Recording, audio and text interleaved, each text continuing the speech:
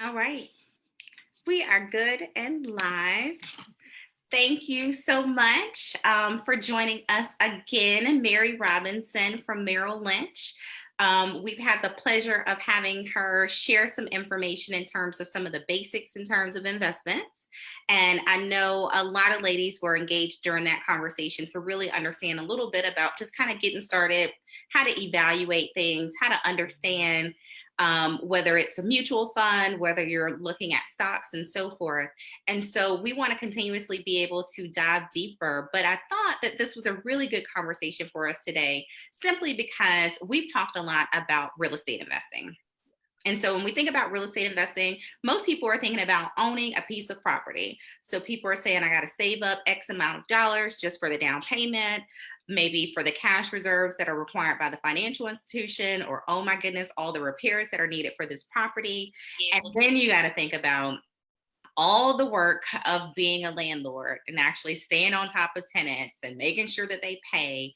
And in this today COVID type world, understanding that there might be limitations in terms of collecting rents, in terms of the ability to evict and foreclose and so forth.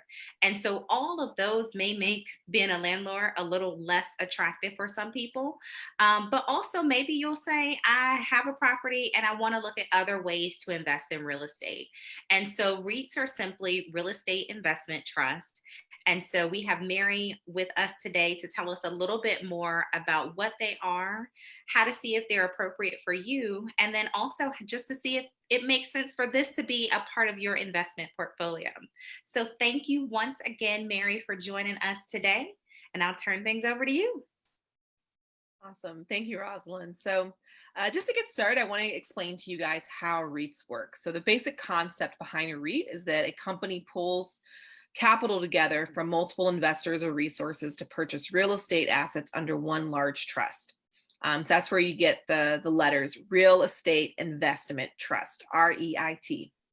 The REIT company then generates revenue by developing and operating the real estate assets as part of their own portfolio. So by leaving the buying and managing part of the real estate investing process to the company, REITs are really considered an attractive asset class by individual investors who can now invest in large-scale real estate projects without ever having to put down a large sum or have to do all the hard work of management. Now, the downside is that you do have less control over the performance of the REIT, as the success of the REIT is closely tied to managerial decisions made by the company executives. But that's why you have options. So you want to do a lot of research behind the REIT and see how it's managed, what the returns have been, and use that information to make a best decision for which asset class you want to get into. I think that REITs are really good options for people who like the idea of having rental income, but they don't have the time or the energy or maybe even enough liquidity to start their own endeavor into secondary properties, investment properties. One of the things I often say to people, because I've had conversations with people like, oh, you want to have a rental property. And for me, that's just not my thing. I've seen my parents do it. And to me, it's like having a second job. So I do actually like REITs because another good thing about the REIT is that they have to pay out 90% of their profits to the shareholders. And so what you're able to get in that is, a lot of, and actually back this up a little bit. So with the REIT, when you invest in it, you can invest into the fund with as little as $500. There's a lot of lower entry price points than that, but this is a good amount to start out with. And some REITs, whether they're traded on the exchange or privately, which I'll get into a little bit later, they have various entry points.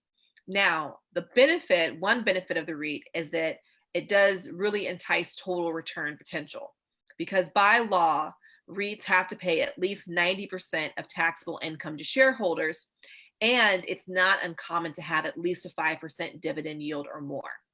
So you really have the potential for capital appreciation as the value of the underlying assets increases. And so why would that be a better option maybe for someone right now versus, buying their own property?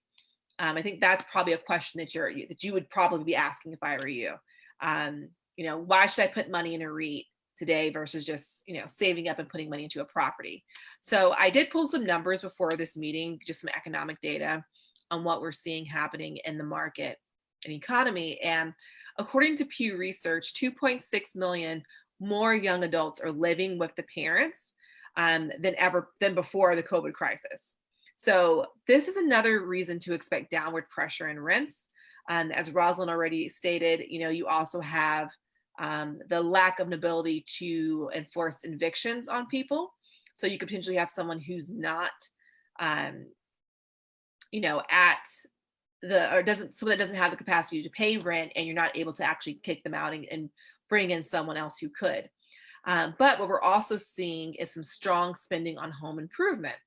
So what you're also seeing with this data is that on one hand, we're seeing that back in July, 52% of young adults were living with their parents, which was up from 47% in February. So that's an increase of about 24 to 26.6 million. The increase is the highest for the younger halves, people between the ages 18 to 24, and also for white Americans. And it's the highest share since 1940. I thought that was really interesting. So when we look at the doubling up in the housing, let's question like, no, what are we seeing? So we think the numbers understate the amount of doubling up, as they don't include people over 29 or people who move in with friends. So on the other hand, some of those moving are leaving a joint living arrangement with another person. And you're also seeing the Census Bureau that's estimating that the number of occupied rental units dropped by about 2.4 million in Q2, which is about 5.5%. But this survey was also just really distorted because they didn't have the ability to go door to door. So what we're seeing with that is about roughly 2 million or more people have abandoned the rental market. And that's a really big deal. So there are about 46 million rental units in the United States at the start of the crisis, and demand just dropped by about 4 or 5%. So when you take a look at a REIT, right now they pretty much trade like they do like the stock market does. Publicly traded REITs tend to go up and down. They tend to have a high correlation. So a lot of times when you go into a real estate investment trust, you're looking at it for the long-term capital appreciation of that property. Right now, what you're seeing right now is a lot of REITs that are, in the negative right now, year to date, but they still have the potential for outperformance over the long haul, in particular in the commercial real estate markets. Commercial real estate markets in the US and worldwide have been really negatively impacted by COVID. And I think US commercial real estate markets were really mature at the start of the year and considered deep into the cycle with asset level pricing at or through peaks of the prior cycle, meaning that they were pretty much at, peaks or just about at the peak compared to year over year data. Now, we've seen a lot of really key trends that have centered on demographics and e-commerce, which was really strongly in place pre-coronavirus, that will likely accelerate post-coronavirus. But there's also stress building in these commercial real estate markets that will surface. So some sectors and regions are going to be more impacted than others before these commercial real estate markets can actually fully stabilize and reflect the benefits of the historically low interest rates and the reflationary global pressures. So what does this mean? What this means is that if you've probably never looked at owning an Amazon warehouse, right? Or trying to invest in a warehouse or invest in some other commercial real estate that companies operate out of for e-commerce. And what you now have the ability to do is invest in data centers, communication infrastructure, and industrial real estate with a focus on e-commerce distribution facilities. Now, right now, the evaluations of these are pretty low. They're not really attractive, and there's lower momentum. However, again, like I said from the beginning, the same way that when you invest in a property, you're not going to look to sell that property in within the next 2 years, right? Unless you're trying to flip it. But most people, when you invest in a property, you're putting in equity over time and hoping to come out on the other end. What we're seeing right now is a lot of headwinds going to change supply chain management. And the good thing about this is that with the REIT, you can invest in companies that are in the US and outside of the US. Okay. You can invest in commercial property in China or in South America or any place that we see the supply chains that we think are going to start popping up. And so what this does is it allows you to take, maybe $5,000-$6,000 and put it somewhere, get paid out, 90% of the profits, and also get a really, really attractive dividend, and hold it for a long time, for the long haul. And now you're actually owning, a building that probably would have cost you $500,000. And obviously buying commercial real estate isn't the same as purchasing a home. It's a lot more difficult, but these are already established infrastructures that are charging rent and are in high demand and are being used. So it's a great way to diversify your portfolio. One thing I will say though, is that it doesn't supply as much diversification as most people think, unless you are investing in REITs that are not on the public exchange. So what that means is that there are some privately held and public non-traded REITs where these tend to have a higher investment minimums, and you tend to have to be certified for them, and they do have a lockup period. But what's good about them is that they do not rise and fall like stock market. They actually tend to have a very opposite correlation. One that I can think of, for example, is BREIT. This is a fund that actually does really, really well.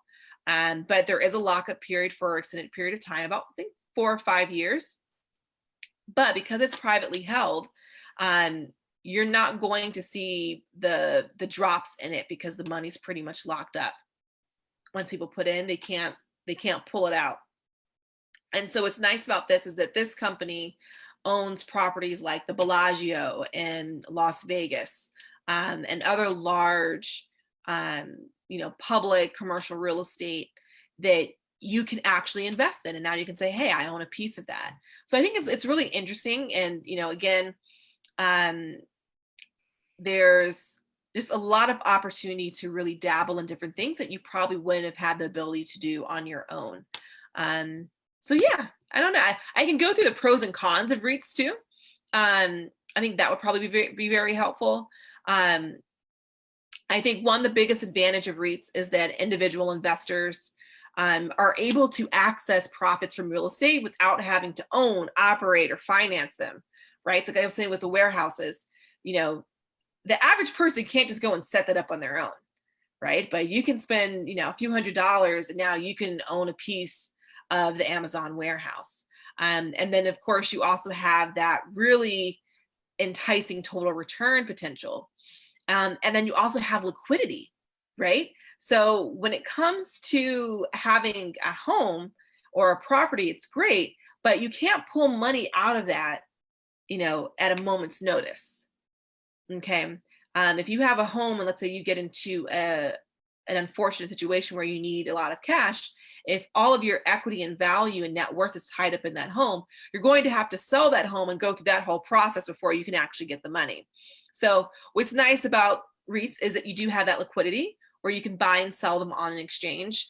And they tend to trade under pretty heavy volumes. So you can get out, pretty much whenever you want to.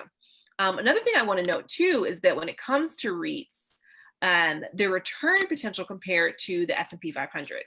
So at their peak, which is, I would say in the mid to late 90s to about 2007, the average return for REITs was about 14 to 16%.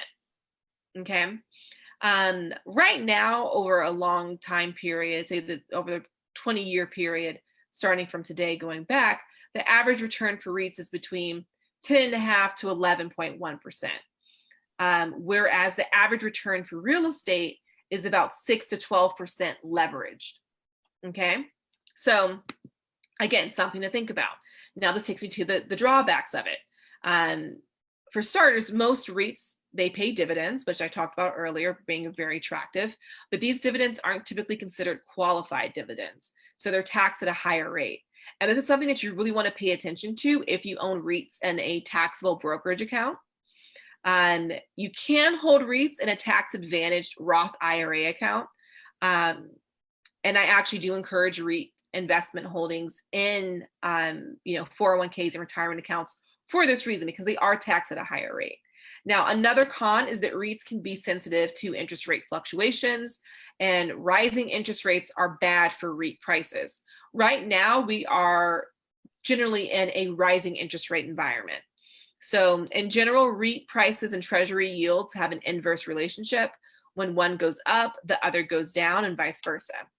And one other drawback is that while REITs can help you diversify, most individual REITs aren't diversified at all. So they tend to focus on a very specific property type, such as offices or shopping centers. So for example, if you purchase a REIT that invests solely in hotels, you are losing a lot of money right now. Okay. And so when the economy tanks and people stop traveling, right, you could be really exposed to property specific risk. Now, another, I would say, just point that you want to think about with this is that, if you want cash flow and tax breaks to offset income and really good potential for appreciation, then I think direct real estate investing may be a better choice, because you do get greater tax breaks with that real estate investment. But it's also good if you want more control over your investments, and I would say really a very hands-on approach. But REITs really make sense for investors who don't want to operate and manage real estate. And it's also really good for those who don't have the money or can't get the financing to buy real estate. And they're also a really good way for beginner real estate investors to gain some experience with the industry.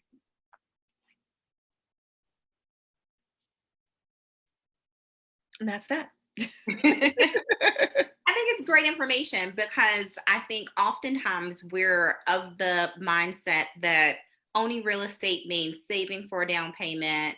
It means owning, preparing for repairs, and so forth.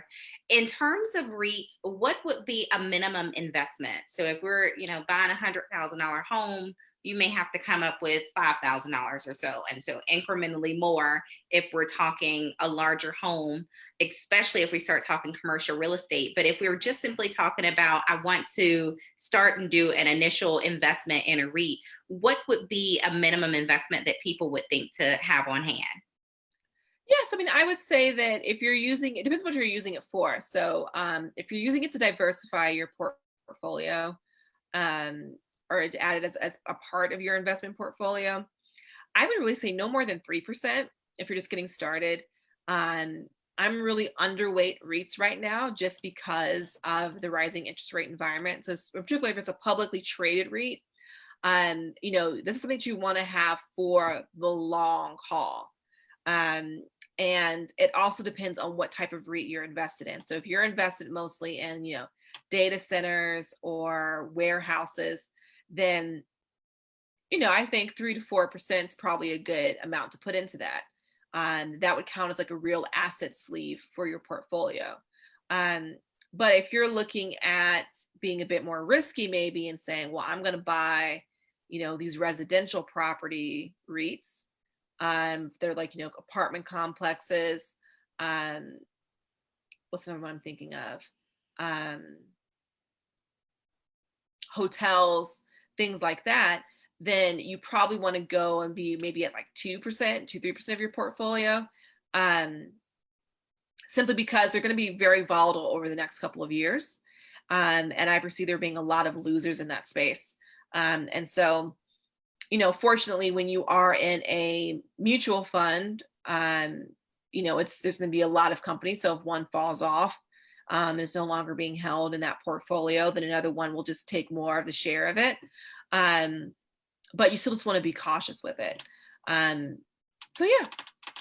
So about how many properties will a person see in a REIT? So if it's residential, is it 3 or 4? Is it 100? You'll see about 30. You'll see about 30 in general. I think on the lower scale, you'll maybe see around 10 to 12. Because there'll be like property management groups. It really depends on the REIT that you're looking at. And then, so if they just had, let's say someone comes into money, maybe they got a great bonus and they're like, oh, I have $5,000. Could they invest in a REIT with $5,000? Yeah, absolutely. I mean, you can buy some REITs, they're like $40 right now, $40 a share. And I think too, they're actually a good thing about them would be, right now, value stock, the value sector of the S&P 500 is still in the negative for the year. It's not doing very well. Bonds are doing horrible in terms of their payouts and their yield. So one thing that you could actually do strategically would be, if you want to offset the dividends that you're not getting from your bonds, you could actually put that money into REITs, because they're going to pay that dividend because they have to give out 90% of their profits. So that would be a good way to kind of be a bit more strategic with your asset allocation. But you can buy shares on the exchange for $20, $30, $40, $50. There's so many different ones out there. And so you said, of course, from a tax perspective, if you're planning from a tax perspective to have it in a qualified account, so those IRAs, those 401ks and so forth. But if not, and so they're turning out that income every single year or whatever that periodic payment is, what are some ways that people can offset or reduce that tax liability potentially? I'm not a tax professional. So the best that I got for you is tax loss harvesting, which is, selling things at a loss and locking that in to offset the gains and the dividend payouts that you receive. But yeah. And so would this be a strategy for people, especially as we're talking about ladies in their FIRE journey? And so they're thinking, I'm going to retire at age 40 or 45 or 50 or whatever that number might be. Is this a great opportunity for them to generate some additional income in those retirement years? Yeah. I mean, honestly, I think that if you are, looking to retire early and you have a section of money that you don't need to touch within the next 5 years, I would definitely look at trying to find a REIT that's not publicly traded and trying to get access to that, because those ones tend to give really, really, really strong returns in terms of payouts year over year. You can put it again in a taxable account or in your retirement account.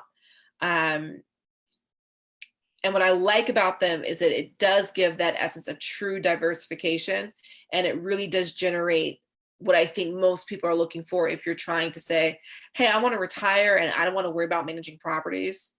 I have a client who actually works in real estate. He owns one of the largest Keller Williams offices in Northern Virginia. And he and he's, I don't know but real estate people, they're just like, hey, I can put my money into this property and like sell in a few years and make my money back and then some. Like, they have like an eye for that, and that's what they're familiar with. It's the industry that they feel comfortable with. But he did take out a nice chunk of change and invested in a REIT, and it has paid off for him quite nicely, with a lot less stress, a lot less overhead and outgoing expenses. The one thing though that I do want to focus on is that, if you say, hey, as I'm entering retirement and I want less responsibility, I think a non-publicly traded REIT would be perfect. I think that would be perfect for you. But if you're saying, hey, when I retire, I want to be able to sell this home to supplement my living expenses, or I'll need, some equity to pull out of, then, you may be better off, trying to, smartly pick a home that you can improve and then, sell later on, especially if you're living in the DC area, which, property values are rising yearly. So there's a lot of opportunity there, as long as you pick a home in the right spot and do the right improvements, right? So there's a lot of caveats to that. It really depends on the property. So you really want to work with someone who's done it before, and who's, frankly, a lot smarter than you on this. That way you're not making any mistakes. But I do think that, again, and I know I'm repeating myself now, it is a good idea to look at non-publicly traded REITs if you're nearing retirement and you just want that cash flow. Now, how would one go about finding some of these non-publicly traded REITs, and how then when you find them, do you compare them to figure out what's the best fit for you? Yeah, so I would say, you would most likely have to work with a wirehouse or a brokerage firm. I work at Merrill Lynch, so we have these available for our clients. Different firms have different options available to people. One thing about Merrill Lynch is that we're completely agnostic, so we can have they vet all of the REITs that are available. So if it's a good REIT that's high performing and it hits our standards of providing back a solid return, a minimum solid return, then we can have it on our platform. Doesn't matter if who owns it or who they're affiliated with, right? But that's really the only way that I know that you could access them is by going to a wirehouse. Now, I think you could maybe go, walk into like a financial center for your bank and say, hey, do you guys have access to REITs? Because a lot of them do have like brokerage accounts or investment accounts. Like USAA, I believe, has like an investment side. I think Chase Bank has an investment platform, and just ask them, hey, do you have alternative investments? That's what it would be called. And so you're looking for a non-publicly traded REIT. And they'll be able to give you options. And what you want to do is see the prospectus, take a look at, what's in the fund, what is its track performance, how does it compare to the S&P 500? Is it a truly diversifiable asset for you to have in your portfolio? That's something that you really want to find out. And the best way to look at that is to look at their numbers, and then talk to the advisor. They should be able to give you some really good guidance. And whether you're asking them, hey, give me a couple different options to pick from, or say, hey, what do you think is the best and why? They should be able to point you in a good direction. And then you talked about being able to invest or plan to invest for the long term. And so I know long term is very different for a lot of different people. And so right now, or at least in the last couple of weeks, everybody was like, buy Tesla, buy Apple. And it only took a couple of days for those same people to be like, oh my God.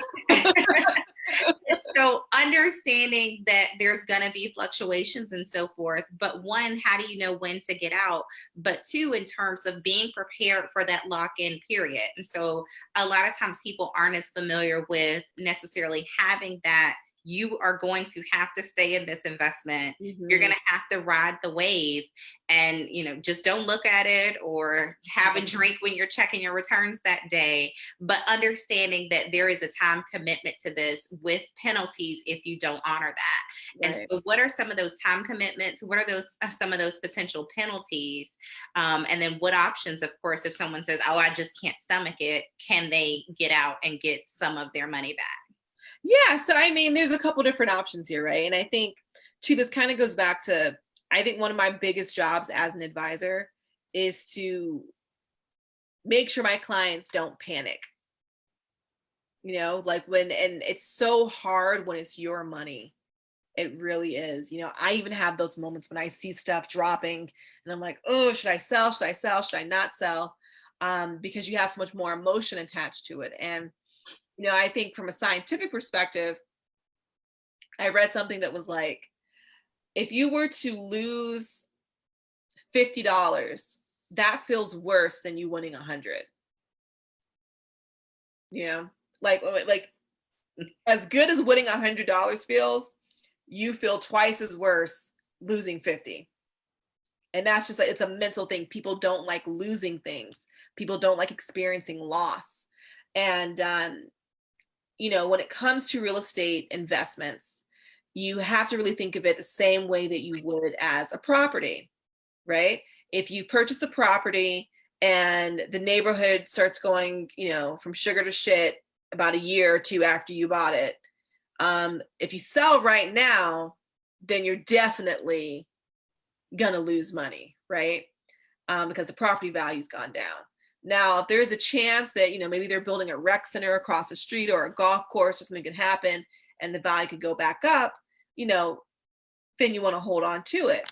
But then you also don't want to hold on to it when, you start seeing, murders on your block every day or something, that something's really going to bring the value down. And so I say this metaphorically to speak about you want to be able to look at the fundamentals of the companies. Okay. Whenever you're invested in something, I'm really big on what is the value of this company? What's their cash flow? Are they positive? Who's managing it? What's their track record? Do they have smart people at the seat? Because all of these things should be included in your decision making whenever you're purchasing any type of investment. And in particular with REITs, because you're not managing it, you're trusting a manager, a property manager to run it, or a company to run it.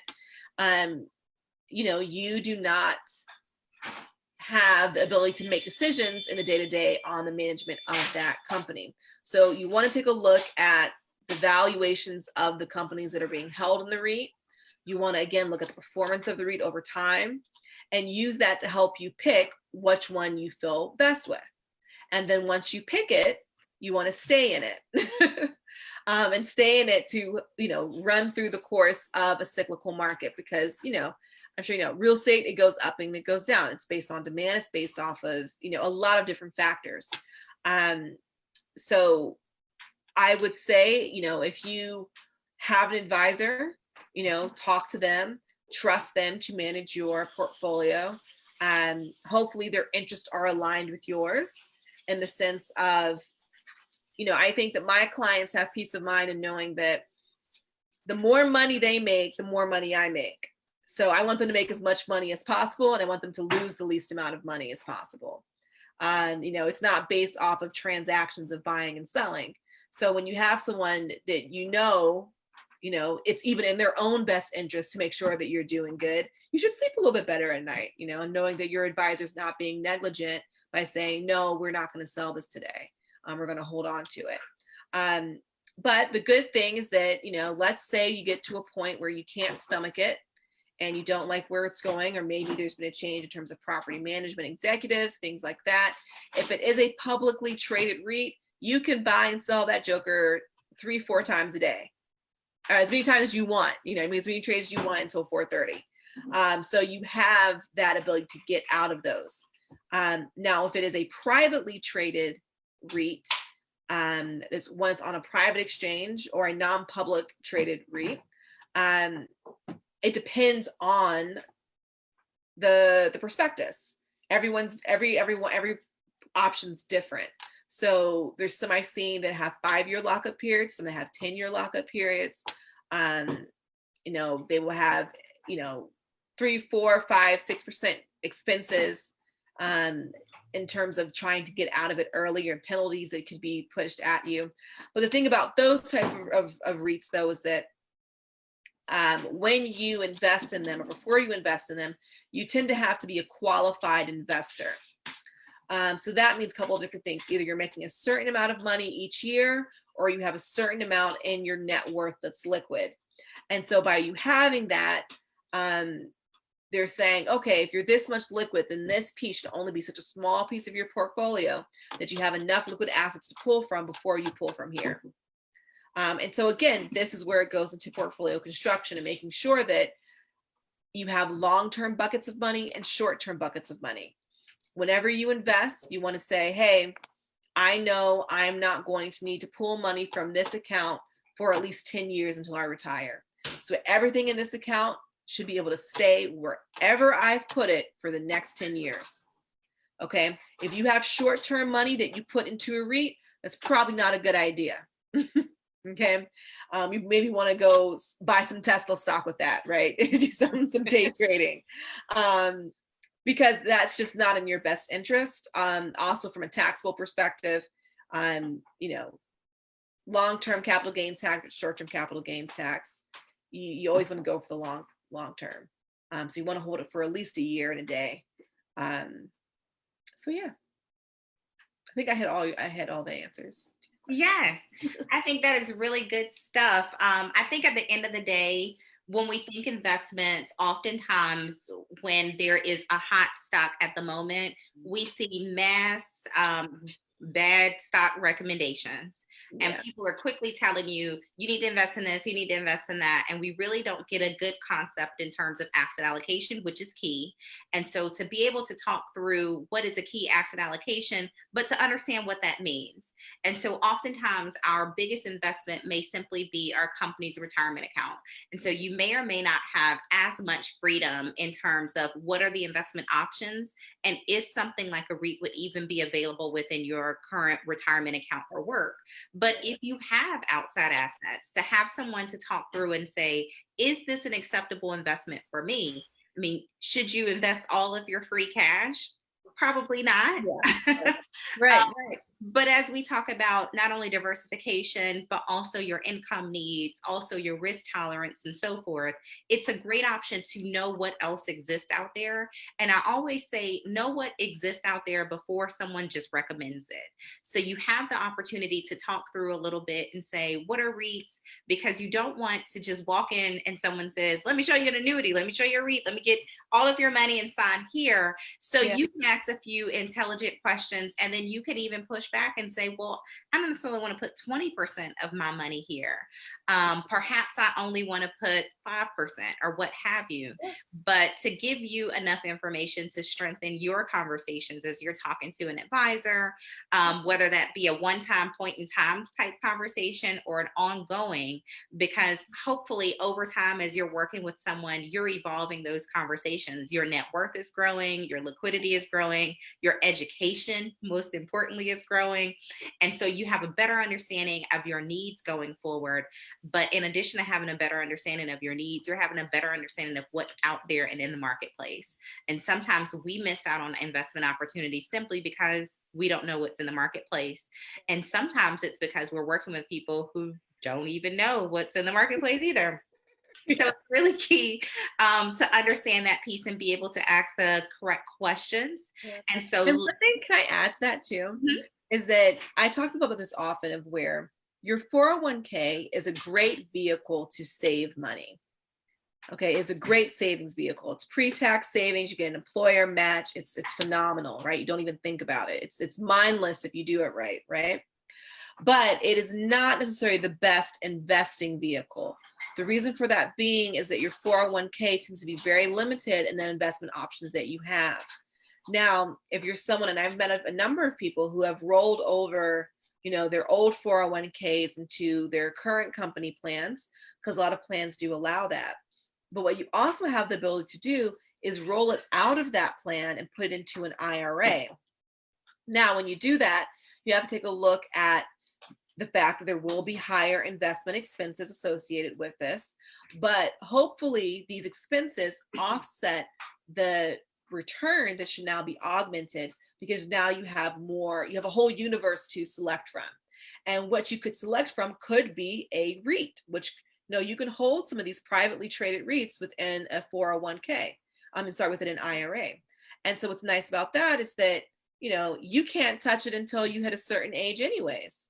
And one thing too, I've seen this be discussed in the group a few times, and I've said this, but if you are retiring early, I think if you're 55 and you leave your employer, that 401k that you have with your employer, you can pull money from that if you terminate at that time. And if you say, hey, I'm no longer working here, that 401k money that you have with that current employer, when you stop working there, you can withdraw from that without that 10% penalty at a certain age, 55, which is closer than 65, right?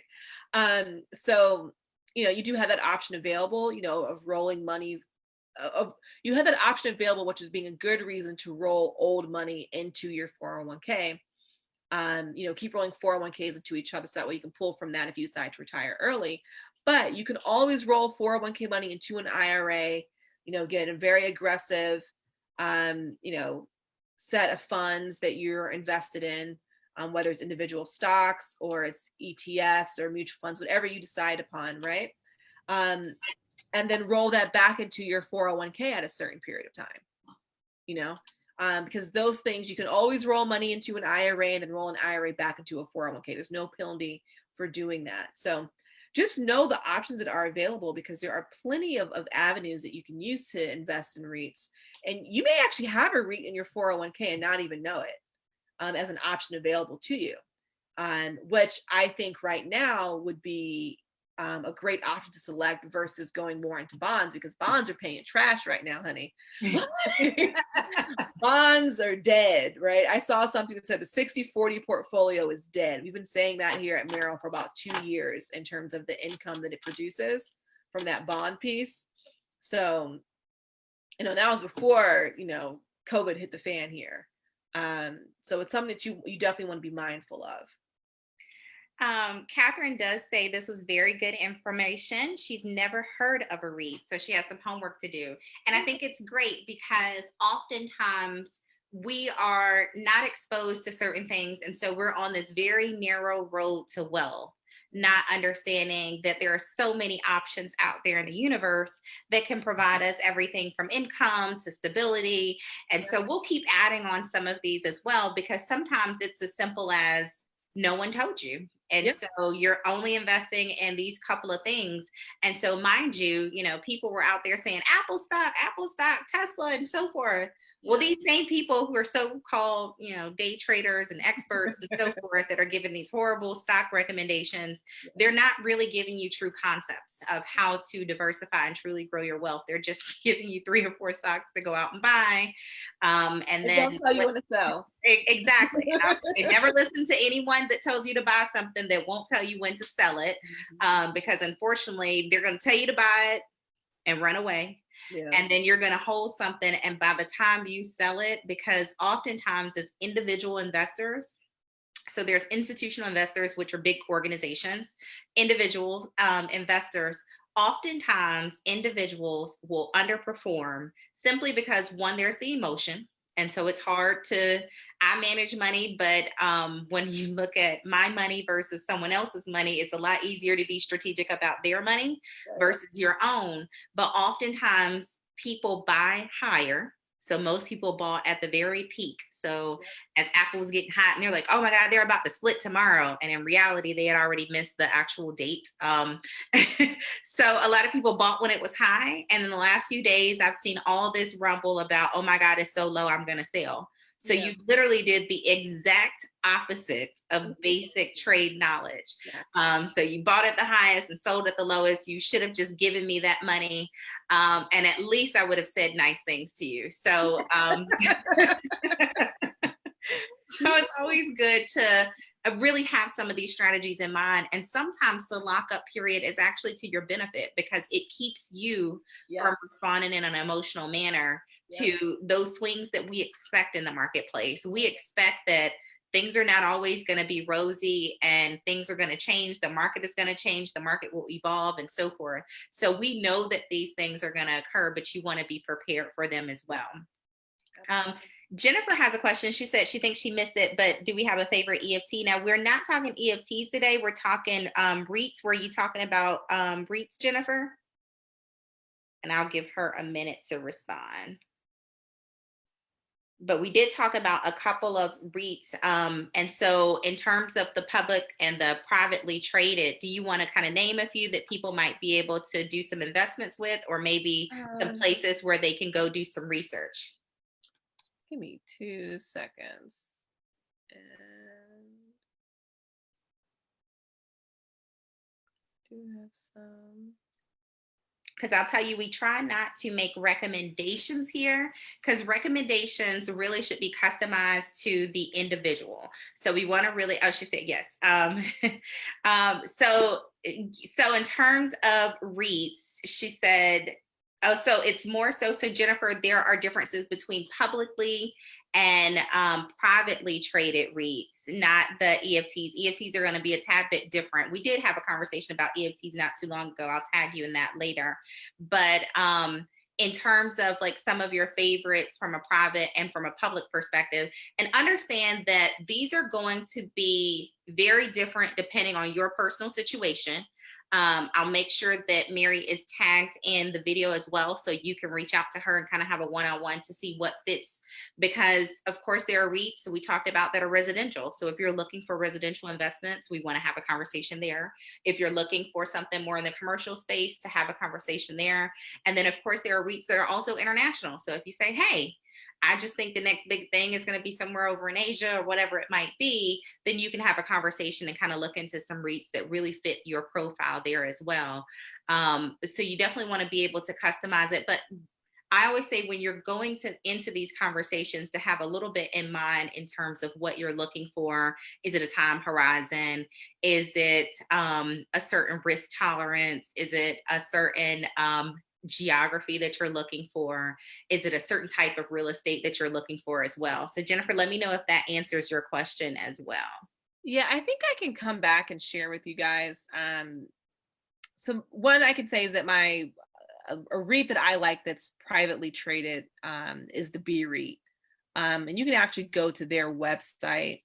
Let me pull this up. B REIT.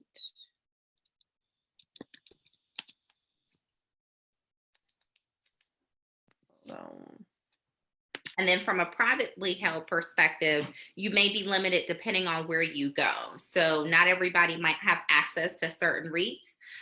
So definitely, if you're interested in some of these, okay, perfect. Thanks, Jennifer. If you're interested in some of these that Mary is speaking about, know that it is something that she has access to, but maybe not everyone. So she mentioned if you go into your local bank, they'll have an investment arm. They may or may not have access to some of these as well. So definitely from a private perspective, it's going to be a little bit harder to make sure that everybody has access to some of these that she's talking about. Yeah. So the one that I really like, it's called Blackstone Real Estate Investment Trust. And if you go to, so it's Blackstone Real Estate Income Trust.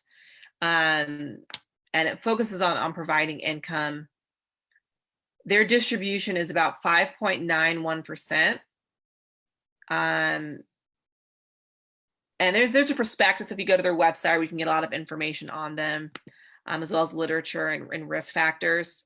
What I like about them is that they're very well diversified. They have like 38% in multifamily homes, 37% is industrial, which is really nice.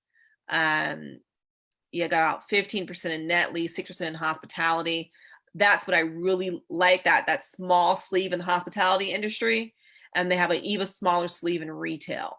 And about 87% of their portfolios in real estate investments versus real estate debt investments, which is something that you really want to pay attention to. And they have a really good leverage ratio. Now for publicly traded ones. Well, before you go further, define leverage ratio, because I think sometimes we use certain words, and leverage, I mean, for simple, it means debt. Yeah, exactly. So and the leverage ratio specifically is divided by, you divide the consolidated property level and entity level debt net of cash and loan related restricted cash by the asset value of the real estate investments. And they use the fair market cost and value of it. So that's basically what it is, debt to value of the property. The average person, when you're buying property, you're probably about 60-70% leverage. Is that about right? They're usually highly as an individual person, because most of your, especially up here in DC, right? Like most homes are like 500,000, 600,000, 700,000, 800,000. If you're, close to the city, and, the value, the money that you have into that home would be the equity. It's just a lot of factors, but yeah, hopefully I'm not making this too complicated. But I will look and see what are some approved REITs that I can talk about. And share with you guys, and I can share some information on them as well. So yeah, I think that's perfect. And I think, when you think about leverage, and I always say a great way to think about it is the most widely offered mortgage that exists out there is typically an FHA. And an FHA requires you to put 3.5% down. So you walk into the mortgage, 98% leverage. So 98% is loan versus the value that exists out there. And that means it takes very little for something to happen. And let's say you get foreclosed in the first year, more than likely fees and transaction costs and so forth eat away at so much of that, there is nothing left. So if you had to do a quick sale within the first year or what have you, there may be nothing left for you to actually profit off that. And so if you think of in that same scenario, you want to work with organizations that are a lot less leveraged. When we talk about certain other type of plans and so forth, sometimes we'll even shy away from having too much leverage as well. So all of those things are very big to kind of make sure, are we staying on top of the debt that people hold? Because the more debt that people hold, it also means that the more risk that's existing there as well. So that's a very big deal as we evaluate REITs, a number of different investments as well, but to understand that simply leverage is debt in kind of the simplistic term. So that's all the questions. And ladies, if there are any other questions, feel free to drop those there. Mary, do you have any closing remarks for the ladies? See, you said something that I thought was just so wonderful. And I wanted to give you props for it, but then it completely left my mind. So yeah, no. Just, yeah, I'm sorry, I can't think of it. It's been a long day. But no, I mean, I think overall though, when it comes to REITs, start out slow, take a look at the prospectus, pay attention to what's going on in the economy, know that anything that's too much in residential right now is a higher risk. Know that it does have a correlation to the stock market. So, right now is a good time to buy. That's what I was going to say to you. When we were talking, you were talking about the Tesla and the Apple stock, saying, oh, buy, and then they were selling. The comment that Rosalind made about people most often selling at the bottom and buying at the peak is so true. Because when you see the price dropping and then you're concerned that everyone's getting out before you did and they're outsmarting you, and you're the last one still holding on and you don't want to be the one holding, it's like hot potato when you were a kid. And that's a real concern that people have, and it's a real apprehension that you would have about whether to buy or to hold on to stock. But really, times like this is what I'm telling my clients, this is when you want to buy. Everyone's selling. I like the days when the market goes up, like up or down just by 1%. When it's those quiet days, let me know the market's doing good. But these corrections are healthy and they're necessary. Okay. A functional economy has to have pullbacks. If it doesn't, then it doesn't work. So use these times as a good opportunity to get into, some of these real estate investment trusts as a way to kind of diversify and get that higher dividend payout.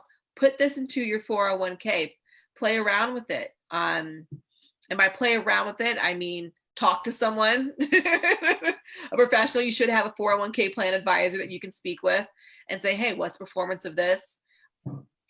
I want to look at this for the long haul because I'm not going to retire for 10, 15 years. So I can hold this here, see what they say, see what the options you have available, because you do have more options available than just, Apple and Tesla, right? Mm-hmm. There's tons of stocks out there that do really well. And it's not about, one thing I really stress in my portfolio construction, it's not about trying to beat the S&P or significantly outpace the market. What you really want to do is focus on that downside protection. When the market's down, you only want to be down 70 to 80% of a down market. And a good way to do that is to have some high dividend paying stocks that have a low correlation to the stock market. So if you're able to find a REIT that has invested in commercial property, warehouses, data infrastructures, those are the ones that I would really encourage you guys to take a look at and to look for. Like I said, I'll go look for some, to ones that I can share with you guys. because I do have some stipulations here just because of me being registered on what I can share to people that I have not had an actual conversation with. Disclosures in there. Giving general investment advice, I be very careful with that in terms of promoting certain stocks if they're not approved by my company's research team as a general safe investment. So I'll do some stuff in the back end, see what I can share with you guys. But I'm more than happy to talk to anyone and give anyone any advice that they may need on, whatever's going on if they're trying to get into this, because there's a lot of opportunity for growth. And like I said, 16% on average over a 10-year period, annual returns, not bad. That's good stuff. I want to thank you so much for joining us again. Ladies, if you have any additional questions, feel free to drop them in here still. I'll make sure that we tag Mary and get you an answer also. And like always, we're really here to educate, put you in a situation where you are more powerful in your decision-making process. So regardless of what it is that you're doing or where you are on your journey, if you're just getting started, you should still know all the options that exist out there so you can make great investment decisions. Oftentimes people will just gravitate to the next biggest thing or the loudest noise out there. But if we really talk about what wealthy people are being able to do, they're really diversifying their portfolio. They're looking at different investment options that exist out there in the marketplace, and they're really able to take advantage of more opportunities because they actually have more education. So really being able to educate you to make the best decisions possible. And so as always, I want to thank you all for joining us tonight. I'm looking to make sure we don't have any more questions. So I think we're good on the questions at this moment. And I am actually dropping the event for next week in the next few minutes. It's going to be a really good one. It is going to build on a conversation that we had. We had a speaker a month or so ago, Shanae from Ivy's Teas. Hopefully you either had a chance to see it or went back to check it out. And as so many of our creatives, our people in general do, we have created something great. And once it becomes popular, someone else wants to take it. So we're going to talk a little bit about copyrights and trademarks. It also builds on what Serena talked about on last night as well. So when you have that brand, how to protect it. And so I'm so excited for this one. Have a great kind of story, not great story, but a great example of how this can impact your business. So hopefully you'll join us on next Monday. Thank you again so much, Mary, for joining us. And then, of course, be sure to know that there are other resources available to you through Eureka, and we'll drop the link so you can join us there as well. Thank you so much, everybody. Thank you.